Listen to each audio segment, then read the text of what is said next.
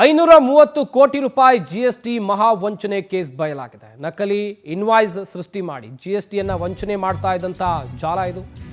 ವಂಚಕನ ಜಾಲವನ್ನು ಜಿಎಸ್ಟಿ ಗುಪ್ತಚರ ವಿಭಾಗದ ಅಧಿಕಾರಿಗಳು ಭೇದಿಸಿದ್ದಾರೆ. ಬೆಳಗಾವಿ ಮೂಲದ ವಂಚಕ ಈತ ಮೊಹಮ್ಮದ್ ಸೈಫುಲ್ಲಾ ಅರೆಸ್ಟ್ ಆಗಿದ್ದಾರೆ. ಬೆಂಗಳೂರಿನಲ್ಲಿ ವಂಚಕನ ಜಾಲ ಪತ್ತೆ ಹಚ್ಚಿ ಆತನನ್ನು ಬಂಧಿಸುವಂಥ ಕೆಲಸವನ್ನು ಅಧಿಕಾರಿಗಳು ಮಾಡಿದ್ದಾರೆ. ಕೋಟ್ಯಾಂತರ ರೂಪಾಯಿ ವ್ಯವಹಾರ ನಡೆದಿದೆ ಎನ್ನುವಂಥ ದಾಖಲೆಯನ್ನು ಈತ ಸೃಷ್ಟಿ ಮಾಡ್ತಾ ಇದ್ದ. ಯಾವುದೇ ಸ್ಪಷ್ಟ ವ್ಯವಹಾರ ನಡೆಸಿರೋ ಬಗ್ಗೆ ಅನುಮಾನ ವ್ಯಕ್ತವಾಗಿತ್ತು. ಜಿಎಸ್ಟಿ ಅಧಿಕಾರಿಗಳಿಗೆ ಜಿಎಸ್ಟಿ ಗುಪ್ತಚರ ವಿಭಾಗದ ಅಧಿಕಾರಿಗಳಿಂದ ಮಾಹಿತಿಯನ್ನು ಸಂಗ್ರಹಿಸಲಾಗಿತ್ತು ಈತನ ಬಗ್ಗೆ. ಬೆಂಗಳೂರಿನ ಖಾಸಗಿ ಟ್ಯಾಕ್ಸ್ ಕನ್ಸಲ್ಟೆಂಟ್ ಕಚೇರಿ ಮೇಲೆ ರೇಡ್ ಮಾಡಲಾಗಿದೆ. ನೈಜ ಸರಕು ಸೇವೆಗಳ ಪೂರೈಕೆ ಆಗಲ್ಲ ಅನ್ನೋದು ಬಟಾಬಯಲಾಗಿದೆ.